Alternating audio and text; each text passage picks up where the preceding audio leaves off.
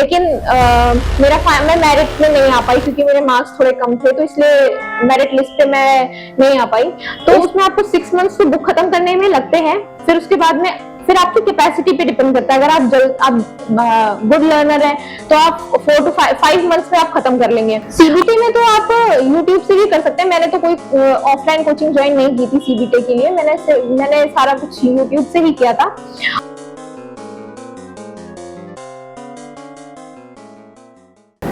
So hello everyone, ज्ञान ज्योति short hand classes के इस यूट्यूब चैनल पर आप सभी का स्वागत है। तो वो कहते हैं ना कि मेहनत करो फल तो मिलेगा ही, कर्म करो फल की चिंता ना करो। तो आज हमारे पास उसी कर्म का फल है।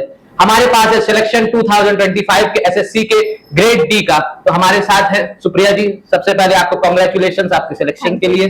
तो आपकी जर्नी कहां से स्टार्ट हुई, कैसे आपने कोचिंग को ढूंढा, या फिर कोचिंग छोड़कर पहले कहां पे आपने पढ़ाई की, कैसे इसके बारे में सोचा? तो स्टार्टिंग से आप अपनी प्रिपरेशन बताइए, कैसे क्या हुआ? मैंने स्टार्टिंग जो मेरी प्रिपरेशन है स्टेनो की, वो मैंने स्टार्ट की थी 2021 में। तो पहले मैं सर के यहाँ पे नहीं आई थी, पहले मैं किसी और कोचिंग में गई थी। वहां से मैंने आधी बुक खत्म की थी। देन उसके बाद में कोविड आ गया था, कोविड का समय आ गया था, तो वो मेरा पॉज हो गया था एक 1.5 साल का। फिर उसके बाद में मुझे पता चला समहाउ सर की कोचिंग के बारे में। तब सर की कोचिंग नहीं ही थी, तभी मैं आई थी, मैंने एनरोल किया था सर की कोचिंग में। सर के पास फिर मैंने अपनी बाकी बची हुई बुक और डिक्टेशन और जो भी स्पीड थी वो सर की कोचिंग में ही मेरी बनी हुई थी। तो जो डिक्टेशन आधी बुक्स जो पहले खत्म हो रखी थी, सर ने वो भी रिपीट करवाई थी। वो भी स्टार्टिंग से फिर सर ने मुझे पढ़ाया था और बाद में भी पूरी बुक खत्म करी। फिर डिक्टेशन, मैटर्स और फिर आगे ऐसे ही सारी कुछ चीजें हुई। फिर मैंने 2-3 बार, मेरा ये 4th अटेम्प्ट है, मैंने 2-3 बार पहले एग्जाम दिए हुए हैं। मेरा प्री क्लियर हो गया था, स्किल भी क्लियर हो गया था। मेरा हर बार स्किल क्लियर हुआ है, जितनी बार भी मैंने अभी तक स्किल दिया है मेरा हर बार क्लियर हुआ है। लेकिन मैं मेरिट में नहीं आ पाई क्योंकि मेरे मार्क्स थोड़े कम थे, तो इसलिए मेरिट लिस्ट पे मैं नहीं आ पाई। इस साल मेरा सिलेक्शन हुआ है ग्रेड डी पे। ईपीएफओ मुझे डिपार्टमेंट अलॉट हुआ है, मतलब मुझे ईपीएफओ डिपार्टमेंट मिला है। तो बस यही है मेरी जर्नी। तो प्रिपरेशन की स्ट्रेटजी क्या रही? कि जैसे कि यूट्यूब पे भी आजकल काफी चलता है कि स्ट्रेटजी बता देंगे, 1 महीने में क्लियर कराएंगे, 2 महीने में कराएंगे। क्या वो पॉसिबल है? कि आपकी क्या स्ट्रेटजी रही? कि स्ट्रेटजी एक बार बना ली तो वो क्या वो सबको दी जा सकती है, या फिर स्ट्रेटजी जो है वो इंडिविजुअल डिपेंड करेगी? आपका क्या इस पे ओपिनियन है? आप जो एक्सपीरियंस बनाए अपना। मतलब स्ट्रैटेजी तो हर एक पर्सन टू पर्सन डिपेंड करती है कैसा है इंसान। अगर बिगिनर है तो उसको टाइम ज्यादा लगेगा, 1 साल का मिनिमम पीरियड तो लगता ही है, चाहे आप स्किल ले लीजिए, चाहे आप सीबीटी ले लीजिए, प्री जिसे कहते हैं, तो आप कुछ भी ले लीजिए, आपको मिनिमम 1 साल तो देना ही पड़ेगा। आप फर्स्ट अटेम्प्ट में भी सिलेक्शन ले सकते हैं, ऐसा नहीं है। फर्स्ट अटेम्प्ट में भी बहुत सारे बच्चों ने सिलेक्शन लिया है, आपने देखे होंगे सिलेक्टेड बच्चों के वीडियोस। लेकिन 1 साल तो मिनिमम पीरियड है ही, चाहे आप स्किल में आपको 6 मंथ्स लगते हैं सीखने के लिए बेसिक। जो मैं हिंदी स्टेनो की स्टूडेंट हूँ और मैंने हिंदी स्टेनो से सीखा था अपना स्किल। तो उसमें आपको 6 मंथ्स तो बुक खत्म करने में लगते हैं, फिर उसके बाद में फिर आपकी कैपेसिटी पे डिपेंड करता है। अगर आप गुड लर्नर हैं तो आप 4 to 5 मंथ्स में आप खत्म कर लेंगे।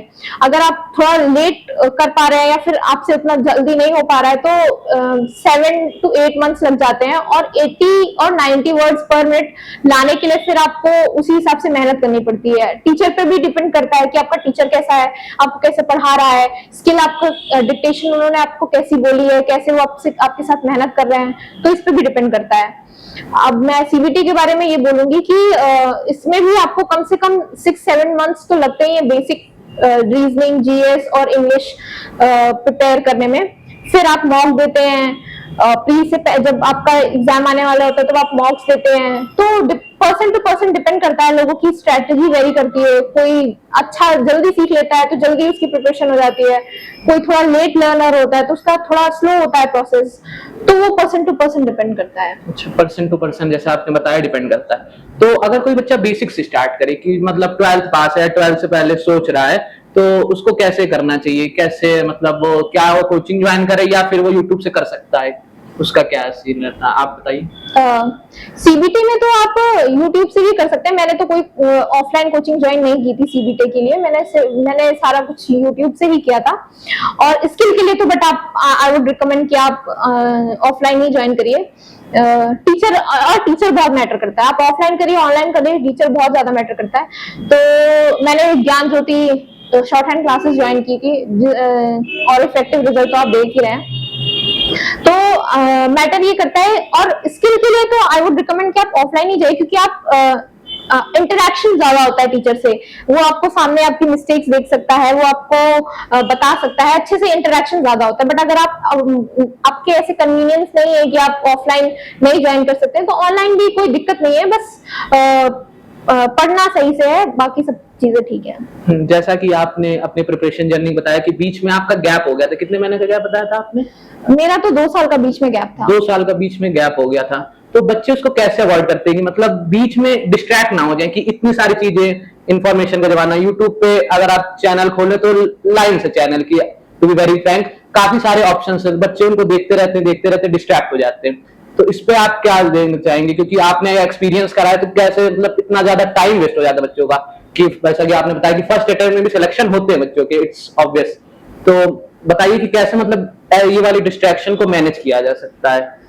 तो ये जो मेरा टाइम पीरियड था 4 इयर्स, ये मुझे इसीलिए लग गया क्योंकि मैंने फर्स्ट अटेम्प्ट के बाद स्विच कर लिया था, करियर ऑप्शन ही स्विच कर लिया था। मैंने किसी और चीज की प्रिपरेशन स्टार्ट कर दी थी, तो इसीलिए मुझे ज्यादा टाइम लग गया। लोग मैनेज कर लेते हैं। आप अगर सेम फील्ड में भी हैं तो भी आप 2-3 एग्जाम्स की साइमल्टेनियसली प्रिपरेशन कर सकते हैं। जैसे कि आप एसएससी में ही डिफरेंट ऑप्शंस देख सकते हैं, सीजीएल हो गया, सीएचएसएल हो गया, या जो और भी एसएससी के एग्जाम्स कंडक्ट कराती है वो। लेकिन मैंने एसएससी में सिर्फ स्टेनो का ही एग्जाम दिया, क्योंकि मेरी मैथ्स थोड़ी वीक थी, इसीलिए मैंने स्टेनो को ही प्रेफर किया। उसमें मैथ्स आती नहीं है, तो मैंने और कोई एग्जाम नहीं दिया, मैंने सिर्फ और सिर्फ एसएससी स्टेनो ही दिया। अगर आपकी कैपेसिटी है या आप फोकस्ड रह सकते हो, आपकी मैथ्स अच्छी है, तो आप बाकी एग्जाम्स के लिए जाइए। लेकिन अगर आप नहीं, आपकी मैथ्स अच्छी है या फिर आपको जल्दी सिलेक्शन लेना है, तो आई वुड रिकमेंड कि आप एक ही चीज पे फोकस्ड रहिए। और यूट्यूब पे आई नो काफी सारे क्लासेस वगैरह रहते हैं, but stick to one resource और उसी को रिवाइज करिए, उसी के साथ जुड़े रहिए। तो मैं ये रिकमेंड करूंगी कि one thing at a time. अच्छा, ओके फाइन।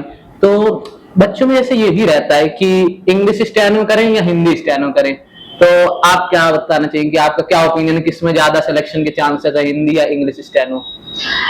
ये तो अपनी स्टडीज के ऊपर होता है कि आप किस मीडियम से हो। अगर आप इंग्लिश में कंफर्टेबल हो तो आप इंग्लिश मीडियम में जाइए, अगर आप हिंदी मीडियम में कंफर्टेबल हो तो आप हिंदी मीडियम में जाइए। मैंने हिंदी मीडियम चूज किया, तो हिंदी मीडियम से मैंने सीखा है। तो दोनों ही ठीक है, कोई ऐसा नहीं है कि जिसमें सिलेक्शन ज्यादा है या कम है। आपकी कैपेसिटी के ऊपर डिपेंड करता है, आपकी समझ के ऊपर, आपकी स्टडीज जिसमें आप कंफर्टेबल हैं। हिंदी स्टेनो, इंग्लिश स्टेनो दोनों ही ठीक है, टीचर अच्छा होना चाहिए, बाकी तो ठीक है सब। कि अगर आप इंग्लिश स्टेनो भी सीख रहे हैं तो उसके अपने प्रोज एंड कॉन्स हैं, इंग्लिश सीख रहे हैं, हिंदी सीख रहे हैं तो उसके भी अपने प्रोज एंड कॉन्स हैं। हाँ, लेकिन हिंदी की टाइपिंग थोड़ी टफ होती है, बट विद टाइम वो भी स्पीड आ जाती है अच्छी। ओके, तो टाइपिंग के बारे में आप थोड़ा बताइए। जैसे आपने बताया कि टाइपिंग की स्पीड कैसे इंप्रूव करी जाती है, क्या क्या प्रैक्टिसेस रहती हैं, क्या हमको जो रिसोर्स प्रोवाइड करी गई है उसी पे स्टिक रहना चाहिए, या फिर बच्चे कुछ मतलब जो अच्छा करना चाहते हैं क्या एक्स्ट्रा रिसोर्स पे जा सकते हैं, क्योंकि जो रिसोर्स दी गई पहले उसमें स्ट्रेस है, तो क्या एक्स्ट्रा स्ट्रेस लेना इट इज बेनिफिशियल और नॉट? देखिए, टाइपिंग में तो अभी 2-3 महीने लगते हैं आपको बेसिक सीखने में। उसके बाद जैसे आप प्रैक्टिस करते हैं वैसे वैसे आपकी स्पीड बढ़ती रहती है। और रिसोर्सेज की मैं बात बताऊं, सर ने हमें पहले तो सर ने हमें स्किल में हमें पहले रामधारी, जो पहले बेसिक बुक खत्म की, उसके बाद रामधारी खंड 1, फिर खंड 2, उसके बाद में मासिक पत्रिकाएं हैं जो कि बहुत सारी हैं, उसको आप खत्म कर ले तो बहुत बड़ी चीज है। तो मासिक पत्रिकाएं हैं, फिर मासिक पत्रिका में भी 2 टाइप की प्रणाली है, ऋषि प्रणाली है ना, और उसके बाद में और भी सारी जनरल मैटर्स है। सर ने बहुत सारी चीजें बोली है, ऐसा नहीं है कि सिर्फ एक ही चीज पे स्टक रहे हैं। सर ने हमें ये इंश्योर किया है कि स्किल कहीं से भी आ जाए, कोई सी भी डिक्टेशन हो, कैसी भी डिक्टेशन हो, सीन अनसीन के कहीं से भी कोई भी डिक्टेशन आ जाए, आप वो लिख लें। तो सर ने हमारी प्रिपरेशन ये इंश्योर करी है कि आप हर मैटर आराम से लिख लें और आपका स्किल ना रुके। बस उनका ये है मोटो कि स्किल नहीं रुकना चाहिए। अगर आपका सीबीटी अच्छा हुआ है तो स्किल नहीं रुकेगा आपका। ओके, तो वन फाइनल थिंग जो आप मतलब जो नए बच्चे आने वाले उनको या फिर एक ऐसी मिक्स्ड एडवाइस जो कि पहले से प्रिपरेशन कर रहे हैं, जो मतलब एक अटेम्प्ट या 2 अटेम्प्ट दे चुके फिर भी उनका नहीं क्लियर हुआ है, तो उनमें ऐसी क्या टिप आप देना चाहेंगे कि उनका मतलब इस अटेम्प्ट में तो क्लियर हो जाए? जी, मैं ये बोलूंगी कि कंसिस्टेंसी इज द की। आपको कंसिस्टेंट ही रहना है थ्रू आउट योर प्रिपरेशन। आप भले ही 4 या 5 घंटे दीजिए, लेकिन कंसिस्टेंटली ही दीजिए। ये नहीं है कि आज आपने दिया फिर 2-3 दिन का गैप हो गया, या 3-4 महीने का भी लोग बीच में स्टेनो के स्किल में कर देते हैं कि 3-4 महीने किया, 3-4 महीने छोड़ दिया। ये नहीं करना है आपको। अगर आपने प्रिपरेशन स्टार्ट की है तो उसको एंड तक लेके जाइए, चाहे वो सीबीटी का हो चाहे वो स्किल का हो। आपको स्टार्टिंग से लास्ट तक बने रहना है। आप भले ही 5-6 घंटे पढ़िए, 4-5 घंटे पढ़िए, लेकिन आप डेली पढ़िए। और फॉर अ चांस, मतलब फॉर अ ब्रेक, आप संडे को आप ब्रेक ले सकते हैं, ऐसा नहीं है। संडे को आप थोड़ा कम पढ़िए, 2-3 घंटे ही कर लीजिए, बाकी टाइम में आप थोड़ा घूम लीजिए या जो भी है ब्रेक ले लीजिए। उसके बाद फिर से मंडे से कंटिन्यू कीजिए, अपना टाइम शेड्यूल बनाइए, उसके हिसाब से कीजिए, मॉक्स दीजिए, उसमें देखिए कितने नंबर आ रहे हैं, उसके हिसाब से एनालाइज कीजिए चीजें। बस यही सारी चीजें हैं। बस पढ़ते रहिए और कंटिन्यूटी मेंटेन करिए basically. So thank you for joining us, thank you for your valuable tips. काफी सारी चीजें आपने बता दी, जैसे कि अगर कोई इस वीडियो से लास्ट तक देख रहा है तो की टेक अवेज ले सकता है कि पहली चीज की मतलब वो मेंटेन रहे एक चीज पे, कंसिस्टेंसी, मतलब लगातार उस पर फोकस है कि बार बार यूट्यूब में वीडियो देख के स्ट्रेटजी वीडियो कि हर 2 महीने में अपनी स्ट्रेटजी चेंज कर रहे हैं, वो नहीं होनी चाहिए। प्लस टाइम को मैनेज करना चाहिए, प्रेशर को कैसे हैंडल करेंगे, एग्जाम सेंटर में कैसे जाएंगे, ये सब टिप्स रहनी चाहिए। Thank you for your selection and thank you for your time. Congratulations. So that's it for the today's video. Thank you very much.